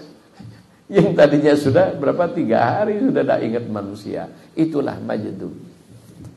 Itu baru majdub dengan selawat Fatih. Bagaimana kalau majdub kepada Allah Subhanahu wa ta'ala? Tidak ada yang terlihat kecuali Allah. Makanya di Quran fa aina ma tuwallu fa thamma wajhullah. Kemanapun kamu menghadap, yang kamu lihat adalah Allah. Sehingga alam bagi mereka kecil. Bahkan dikatakan tidak ada alam hakikatnya.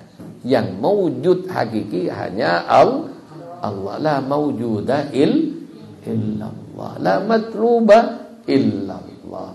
La mahbuba illallah. Kalau sudah kayak gini, kalau ngelihat perempuan pakai lipstick, sudah kencing-kencing, jangan bilang majdub.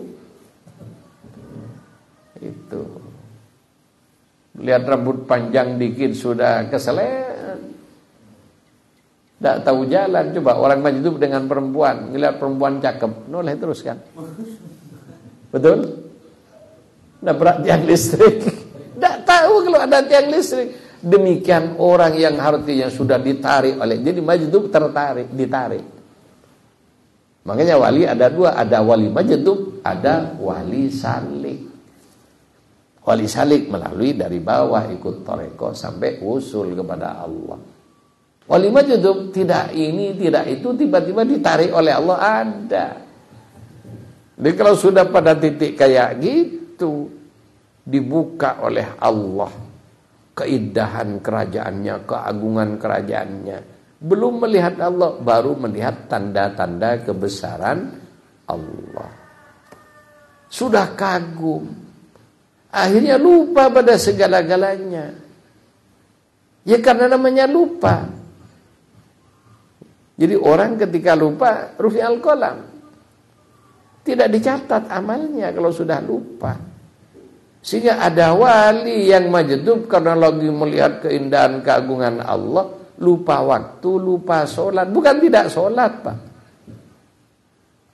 Cuma orang yang tidak ngerti dengan ahwalnya aulia, oh itu kalau sudah wali tingkat tinggi tidak usah sholat. Nah itu kan lain kesimpulannya.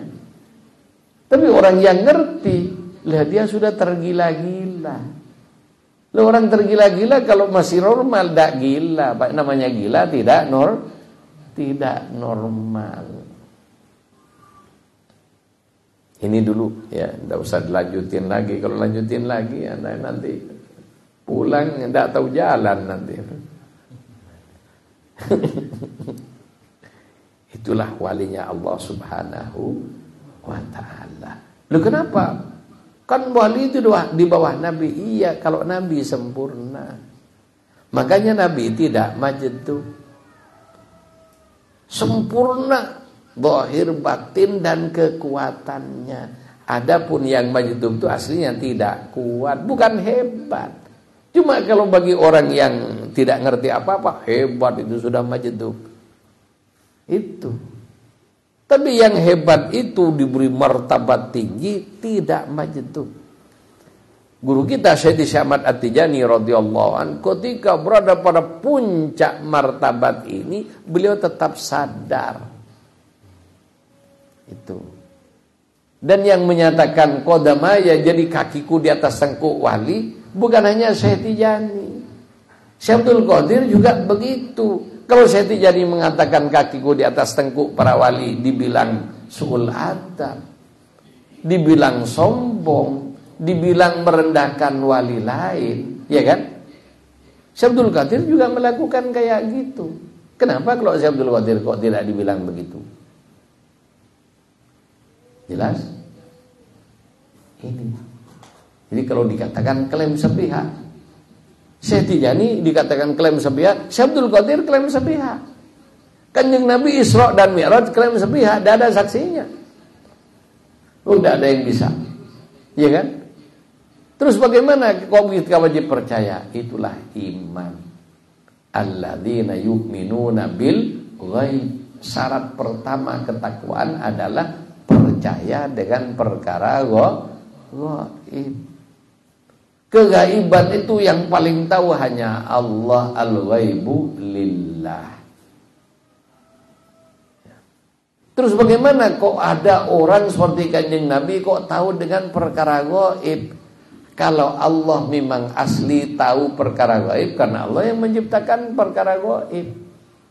Selain Allah termasuk Kanjeng Nabi tahu perkara gaib karena dapat berita dari Allah. Itu bedanya. Kalau Allah tahu dengan sendirinya karena Dia yang menciptakan. Selain Allah tahu perkara gaib dari para nabi dan para rasul dan para wali, tahu perkara gaib. Dari mana? Diberitahu oleh Allah. Jelas? Itu bedanya. Jadi kalau Allah tahu secara hakikat mutlak, adapun selain Allah tidak mutlak laksana pengetahuan Allah Subhanahu wa ta'ala. Terus bagaimana dengan pangkatnya Sayyidi Syekh Ahmad bin Muhammad At-Tijani radhiyallahu anhu? Dengan martabat Al-Qutbul Maktub, yang mana tidak ada martabat kewalian lagi di atasnya, dan semua wali berada di bawah beliau. Kemudian Syekh pada suatu saat, seperti yang saya ceritakan tadi, memanggil murid-muridnya dan mengangkat kedua kaki beliau. Qadamaya ala raqabati kulli waliyillahi ta'ala min ladunna Adam ila yaumin ufisul. Kedua kakiku berada di atas tengkuk para wali sejak zaman Nabi Adam sampai kiamat. Itu. Kemudian Syed Muhammad Wali Abu Thalib setelah bertanya gimana, sehat enggak jenengan? Alhamdulillah sehat, dalam kondisi akal sempurna, kata Syekh. Bagaimana ya Sayyidi? Sebelumnya ada wali yang mengatakan qadami ala raqabati kulli walillahi ta'ala. Sampai di situ aja Abdul Qadir mengatakan. Kakiku satu, ya, bukan kedua kaki. Berada di atas tengkuk para walinya Allah Subhanahu wa ta'ala. Ketika Abdul Qadir mengatakan, dia angkat kaki kanannya. Wali di seluruh dunia walaupun lagi ada di depan muridnya jongkok semua. Ada wali di depan muridnya jongkok sampai seperti merasa berat. Ditanya murid sama muridnya, Syekh, kenapa kok seperti itu? Kakinya Syekh Abdul Qadir ada di atas pundakku. Tidak tanggung-tanggung, bukan kaleng-kaleng. Syekh Abdul Qadir ngomong begitu, hak. Dan kita orang Tijani yakin, tidak menolak, dan kita wajib menghormati. Kita tidak boleh mengatakan klaim sepihak. Kita hormati, benar, karena dia memang walinya Allah, wali kutub. Ya, jadi menghormat seperti itu bukan ziarah. Jadi menerima yang dia sampaikan. Kemudian itu Syekh Abdul Qadir. Dijelaskan oleh Syekh Asy-Syekh hadza fi asrihi, itu pada zamannya. Jadi dia sultan wali pada zaman beliau masih hidup. Sultanul Aulia itu martabatnya ya qutbul aqtab fi kulli zaman. Pemimpin para wali kutub dalam setiap zaman. Ketika wafat diganti orang lain. Jadi bukan hanya Syekh Abdul Qadir sendiri, bahkan ada yang lebih tinggi dari beliau, di antaranya yaitu Abul Hasan Asyadili, dia menyatakan, saya tidak berguru kecuali langsung kepada Rasulullah. Kalau Syekh Abdul Qadir menyatakan, saya bertemu Rasulullah dalam sadar sebanyak 69 kali. Itu. Imam Suyuti, ahli hadis, juga dalam satu kesempatan sudah 70 kali ketemu Rasulullah, mentashih hadis yang didhaifkan oleh para rawi hadis. Dikumpulin sama Imam Suyuti, kemudian ditanyakan langsung dengan Rasulullah dalam kondisi sadar. Jadi umum kayak gitu. Dan itu namanya harkul adah. Ya. Jadi kebiasaan atau kemampuan yang membakar adat, artinya keluar dari adat kebiasaan orang lain. Yang hanya terjadi para aulia dan min jumlatil karomah. Sehingga keberhasilan bertoriko bukan ketemu genderuwo. Bisa melihara genderuwo, jin ini, jin macam-macam memelihara. Bukan itu. Itu kalau mau jadi dukun. Walinya Allah bukan ketemu genderuwo, bukan melihara genderuwo. Walinya Allah sibuk, ya, menyiapkan hatinya dan setiap saat ingin selalu dekat dengan Rasulullah sehingga mengikuti sunnah-sunnahnya. Itulah walinya Allah. Kalau walinya setan, ya doyan. Bahkan mereka punya istri lebih dari satu, ujung-ujungnya genderuwo yang ngelakonin. Aduh, kasihan. Ada yang cerita kayak gitu. Ya kita jangan ihtimam dengan, ayo kita baca selawat aja. Dan tujuan kita tidak lain, ambil yang terendah, selamat dunia akhirat. Itu aja dulu. Karena kelas kita ini kelas, ya kelas teri lah. Kalau bilang lillah kelasnya wali sudah. Kita belum lillah, masih pingin surga belum lillah. Jadi yang ikhlas lillahi ta'ala, surga aja enggak pingin. Kenapa? Orang yang ikhlas ingin ketemu dengan pemilik dan pencipta surga.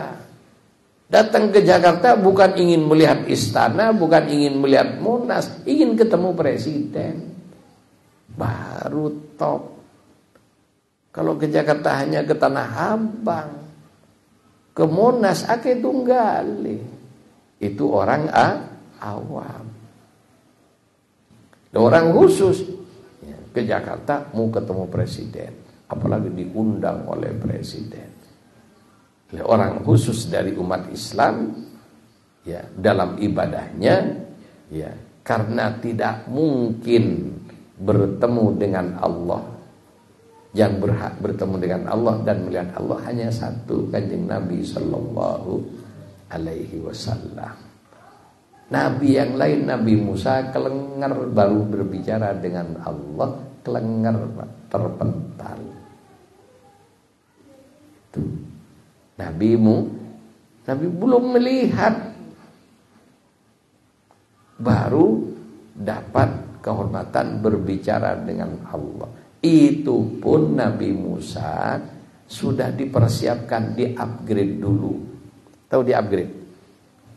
Ditingkatkan kekuatannya. Telinganya, kekuatan telinga Nabi berbeda dengan telinga orang biasa. Tapi untuk bisa mendengar kalamullah secara langsung, di-upgrade 70.000 kali lipat.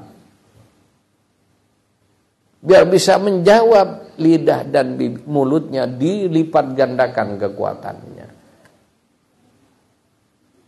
Bisa mendengar kalam Allah dan berbicara dengan Allah. Dan Quran menyatakan wa kallamallahu Musa taklima. Itu kan?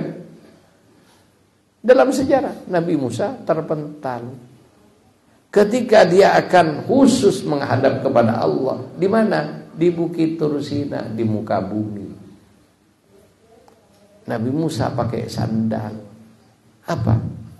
Allah perintahkan fahla'na lai, buka sandalmu. Ya. Kenapa? Anta fil wadil muqaddas itu, kamu berada di tempat yang suci. Gimana dengan Rasulullah? Sampai di suatu tempat di atasnya langit ke-7, Rasulullah masuk ke alam Jabarut. Beliau buka sandalnya. Ditegur oleh Allah, jangan buka, pakai saja. Ya Rasulullah menghadap kepada Allah, sandal-sandalnya ngadep. Coba sandal dengan manusia mulia siapa? Mulia manusia. Tapi kalau sandal kulit, coba, yang secara zahir tidak punya apa-apa, nempel dengan orang mulia menjadi mulia. Coba sandal Rasulullah sekarang dikeramatkan, dicium, dikasih minyak ini. Kenapa? Di situ ada bekasnya Rasulullah. Jadi sesuatu bisa mulia karena nempel dengan yang mulia. Ya, termasuk kita ini bisa ya nanti di akhirat masuk surga tanpa hisab. Kenapa? Dikawal Rasulullah, yang menjamin Rasulullah. Kalau kita sendiri tidak mungkin, Pak. Wong di dunia aja nggak laku. Coba Anda ke Jakarta, siapa yang mau menghormat Anda? Ya kan? Artinya tidak laku kan? Coba ya, orang yang tidak dikenal sama orang Banten, Hatta Tijani, datang ke Banten. Ya biasa-biasa sambutan. Tapi yang datang cucunya Syekh Tijani, woi macam-macam. Sak kue-kuenya keluar semua kan? Kenapa? Ada ketersambungan dia dengan guru kita, dia cucunya. Jadi kita menghormati siapa? Kita menghormati Tijani, Syekh Tijani. Saya datang ke Banten, andaikan saya bukan Muqaddam Tijani, siapa yang mau menghormati saya? Yesus, mau enggak menghormatin saya kalau bukan Tijani? Jangankan menghormati, noleh aja, wallahu a'lam. Makanya ya seperti para muqaddam, termasuk kayak saya ini harus sadar diri. Ada cucunya saya, jangan sok-sokan. Kita ini nempil, tahu nempil, Pak? Nempil apa? Ngambil sedikit kecipratan. Saya dihormati. Kenapa? Bareng cucunya Syekh Tijani. Saya dihormati supaya muqaddam. Ya, andai kan saya bukan muqaddam, tidak dilirik orang. Datang ke Banten, tidak ada orang nyapa. Betul apa tidak? Sehingga penghormatan orang Banten pada saya bukan karena Yunusnya, tapi karena Tijaninya. Dan kita sebagai ikhwan thariqah Tijani harus sadar penuh. Apapun yang kita dapatkan tidak lain ini adalah dari lautan rahmat Allah yang diberikan ke Sayyidi Syekh radhiyallahu anhu. Kita bersyukur. Dan kita jangan lupa daratan, laksana kacang, lupa kulit. Ini para ikhwan rahimakumullah. Itulah Sayyidi Syekh radhiyallahu anhu. Dalam struktur, kan semuanya ada strukturnya. Dan yang ada di dunia ini perumpamaan. Quran menyatakan wa tilkal amthalu nadribuha linnasi la'allahum yatafakkarun. Perumpamaan ini dibuat oleh Allah biar kita mikir. Coba lihat perusahaan, ada komisaris, artinya yang punya modal. Ya, komisaris itu orang yang punya modal, pemilik perusahaan. Kemudian komisaris ini menunjuk direktur untuk berbicara kebijakan apa yang akan dilakukan perusahaan, kebijakan globalnya. Direktur keuangan, direktur ini punya satu pimpinan. Namanya dirut, direktur utama. Yang membawahi direktur. Yang semuanya nanti tugas dari para direktur ini ngalir ke siapa? General Manager, GM. Jadi GM dengan semua direktur hubungannya. menterjemahkan dan melaksanakan di lapangan melalui manajer. Jadi manajer ada general manager atau GM. Manajer dengan para pekerja. Yaitulah umpama Allah jadikan perumpamaan dalam struktur pemerintahan rohani. Allah Subhanahu wa taala sebagai pemilik alam semesta memilih Rasulullah sebagai al-khatmul anbiya wal mursalin, penutup para nabi dan rasul, yang artinya ini adalah dirutnya alam semesta yang mengepalai para nabi sejak zaman Nabi Adam sampai dengan Nabi Isa alaihissalam, termasuk yang sekarang ada dari umatnya di bawah kanjeng Nabi, ilmunya dari kanjeng Nabi, semuanya dari kanjeng Nabi, dari para nabi itu. Di bawah para nabi ini ada wali, pembantu-pembantunya, yang mana para wali ini dalam satu kendali pimpinan wali. Kalau ada al-khatmul anbiya wal mursalin, ada al-khatmul awliya al-muhammadi. Siapa beliau? Sayyidi Syekh Ahmad bin Muhammad At-Tijani radhiyallahu an, yang makomnya la maqama fawqahu illa maqamul anbiya wal mursalin. Tidak ada makom lagi di atasnya kecuali makomnya para nabi. Itulah al-khatmul awliya al-muhammadi. Al-khatmul awliya al-muhammadi sebagaimana Nabi Adam sampai Nabi Isa di bawah kanjeng Nabi. Khatmul awliya al-muhammadi, wali sejak zaman Nabi Adam sampai kiamat di bawahnya Syekh Tijani. Ini juga klaim sepihak. Percaya silakan, tidak dapat bagian. Kalau Anda tidak percaya, tidak dapat bagian. Dan alhamdulillah kita menjadi pengikut jadi umat Rasulullah, al-khatmul anbiya wal mursalin. Bagaimana jadi umatnya Rasulullah? Ya punya konsekuensi. Pahala ibadahnya khusus umat al-khatmul anbiya wal mursalin. Banyak.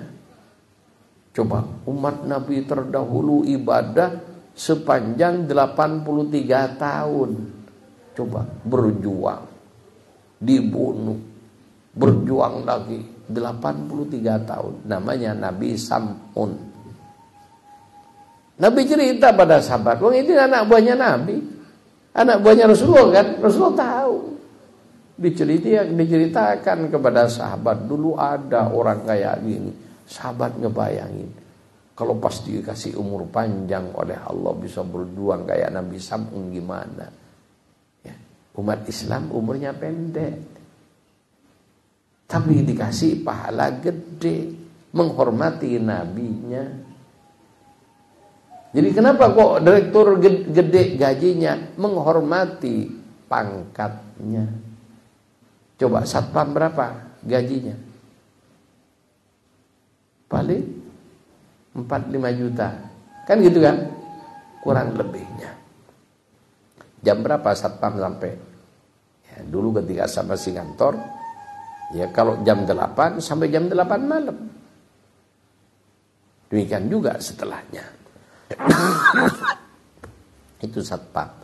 Gajinya berapa? Ya paling 6 juta. Paling tinggi. Direktur kalau datang, ada enggak direktur datang jam 6 pagi? Enggak ada. Jam 10 belum sampai kantor. Ditanya, masih di mana Pak? Masih main golf.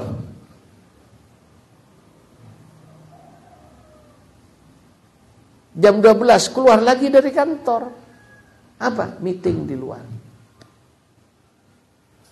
Jadi bisa pulang lebih dulu, datang paling akhir bulan. Gajinya lebih tinggi mana direktur dengan satpam? Itu. Sekretaris direktur dengan sekretarisnya manajer berbeda gajinya. Kenapa? Lain level. Itu. Ya ada usah kaget kalau ada menteri kaya anak buahnya presiden. Ya kalau hanya jadi sekretarisnya Pak RW minta gaji gede, Pak RW-nya aja gajinya kecil. Itulah. Jadi umat Rasulullah SAW mempunyai pahala gede bukan karena dirinya, karena Nabi dan kehormatan Nabi dan Allah Subhanahu wa taala. Langsung Allah turunkan surat Al-Qadar yang Allah menyatakan Lailatul Qadri khairum min alfi syahr. Semalam ibadahnya umat Kanjeng Nabi lebih baik daripada umatnya Nabi terdahulu. Bahkan ibadahnya Nabi terdahulu karena Nabi Samun tidak punya umat, berjuang sendirian 83 tahun. Itu. Ini para ikhwan rahimakumullah, keunggulan, kedahsyatan umatnya Rasulullah sallallahu alaihi wasallam. Demikian bagaimana dengan Tijani? Kok gede pahalanya? Salat Fatih ke yang wali yang lain kok segini? Kok ke umatnya Nabi Syekh Tijani kok kayak gitu? Itulah martabat Syekh yang sangat tinggi di hadapan Rasulullah. Itu Rasulullah yang diberitahu oleh Syekh pada kita. Yang percaya kebahagiaan, yang tidak percaya silahkan, tidak kafir tapi tidak dapat bagian. Alhamdulillah kita. Ngerti ya? Urutannya. Jadi baru klaim sepihak, belum pertanyaan yang lain. Kalau dijelaskan. Jadi itu para ikhwan rahimakumullah. Oleh karena itu, kenapa Anda kok dianjurkan tidak ikut pengajian kemana-mana? Tidak boleh baca kitab tasawuf tarekat lain. Anda biar tidak pening. Itu dibanding-bandingkan. Kok baca yang lain tidak ada yang enggak Tijani? Ya memang tidak ada. Itu. Sehingga ada yang setelah melihat dan membaca kitab Tijani, ada yang tertarik, ada yang tambah ingkar, dan ini sebuah keniscayaan. Orang baca Quran yang tertarik banyak, yang ingkar lebih banyak. Seperti itulah Tijani. Yang dialami oleh Ikhwan Tijani seperti yang dialami oleh Kanjeng Nabi. Bagaimana Kanjeng Nabi? Ketika Kanjeng Nabi belum lahir, orang Yahudi tawasul dengan Kanjeng Nabi.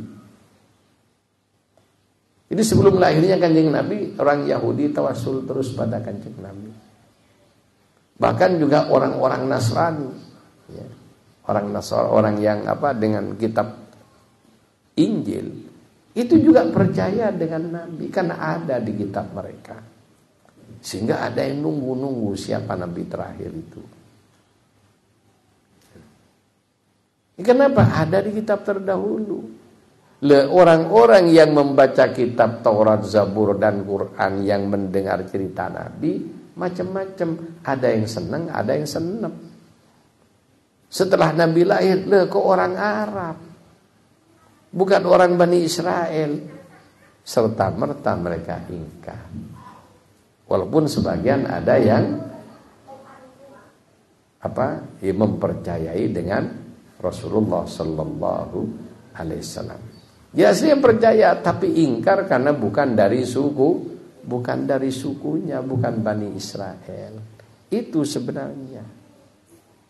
Sehingga yang ada sekarang itu perang Israel Arab itu, termasuk dengan Palestina yang Arab, itu adalah sengketa masa lalu anaknya Mbok We dengan anaknya Mbok Nom. Bani Israel itu anaknya Mbok We. Orang Arab anaknya Mbok Nom. Keturunan Nabi Ibrahim dari Siti Hajar. Bani Israel keturunan Nabi Ibrahim dari Siti Sarah. Itu anaknya Mbok Nom dengan Mbok We bertengkar tidak selesai-selesai. Disulit, ini sudah bagian dari sunnatullah. Tapi kita ya harus berjuang. Kalau tidak gitu tidak ada yang syahid. Sehingga kalau di mata orang yang tahu sedikit ilmu hakikat, ngelihat fenomena yang ada, ini bagian dari caranya Allah untuk memasukkan umat Nabi Sallallahu Alaihi Wasallam ke dalam surga dengan semudah-mudahnya.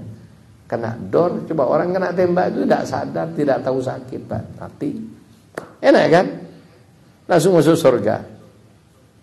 Yang ngeri yang ngelihat aja. Mereka begitu sudah kena tembak mati, keplok-keplok ruhnya, alhamdulillah. Makanya di orang Palestina anak kecil kalau bicara dengan temannya yang lain, bukan bagaimana lari dari Palestina, mereka rebutan. Ketika sudah hafal Quran, aku sudah hafal 30 juz ini. Ini kapan saya ini bisa syahid? Itu mereka. Itu hebatnya mereka. Ketika hafal Qurannya sudah berharap syahid. Dan itu anak kecil. Makanya itu yang bikin puyeng orang Yahudi itu.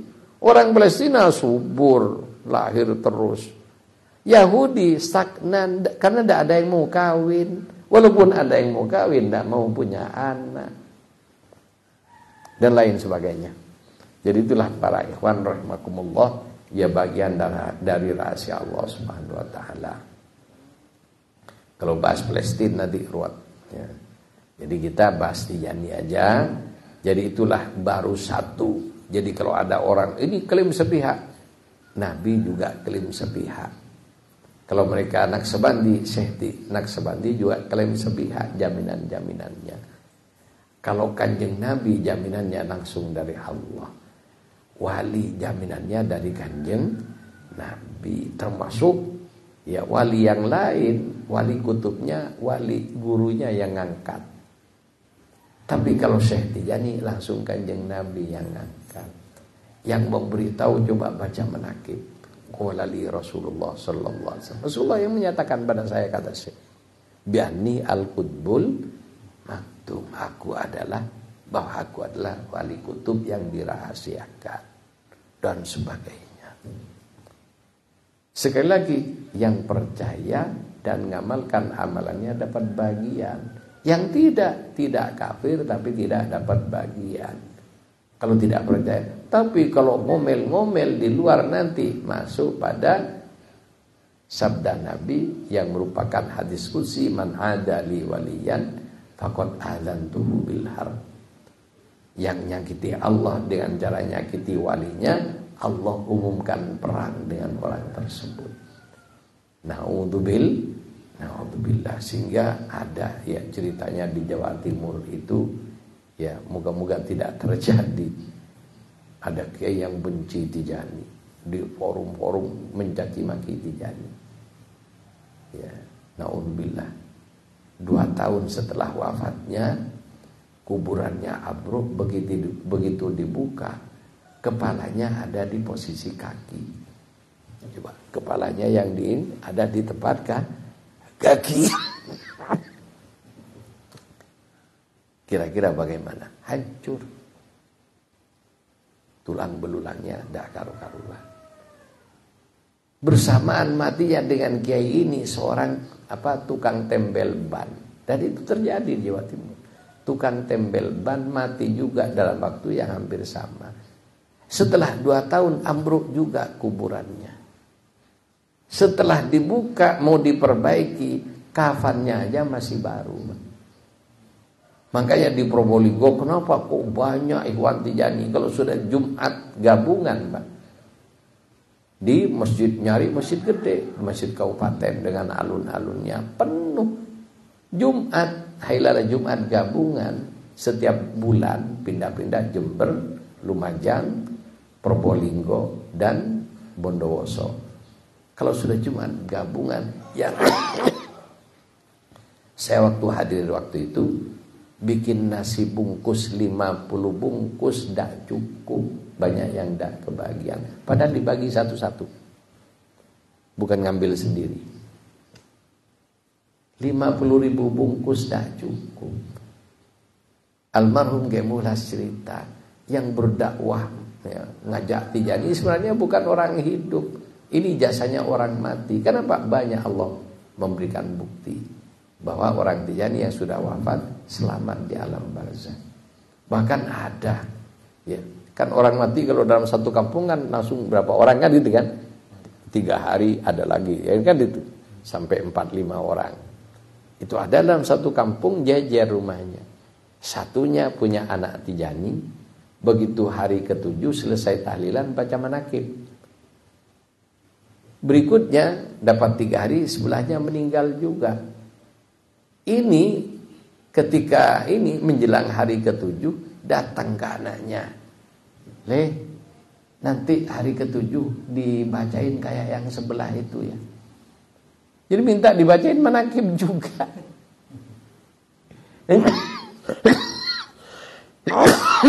Dan banyak orang masuk Tijani karena disuruh bapaknya yang sudah meninggal.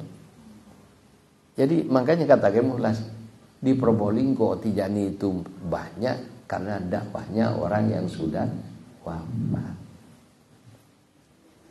Itu kejadian dan ini real. Kalau ditambah lagi tidak pulang-pulang, saya mau ke hotel ini untuk jemput Said karena makan di sana jam 9 terakhir itu. Jadi biar kebagian sarapan di hotel. Sampai jam 10. Ya kalau lebih awal lebih bagus. Saya janji jam 9 dengan Syarif. Ini baik para ikhwan rahimakumullah. Ya, nanti ingatkan kita akan berbicara hal-hal yang menjadi pertanyaan orang di luar Tijani tentang Thariqah Tijani. Sehingga kalau tahu ini jawabannya dengan bagus, maka kita pede lah berbicara. Oleh karena itu saya nanti cari kabar biar ikhwan membaca buku yang ditulis Kiai Fauzan. Itu judul bukunya Sayyidul Aulia dan Thariqahnya. Demikian kurang lebihnya, mohon maaf. Ada pertanyaan enggak? Ya. Jadi untuk hari ini ya cukup dulu ya. Moga-moga manfaat. Wassalamualaikum warahmatullahi wabarakatuh.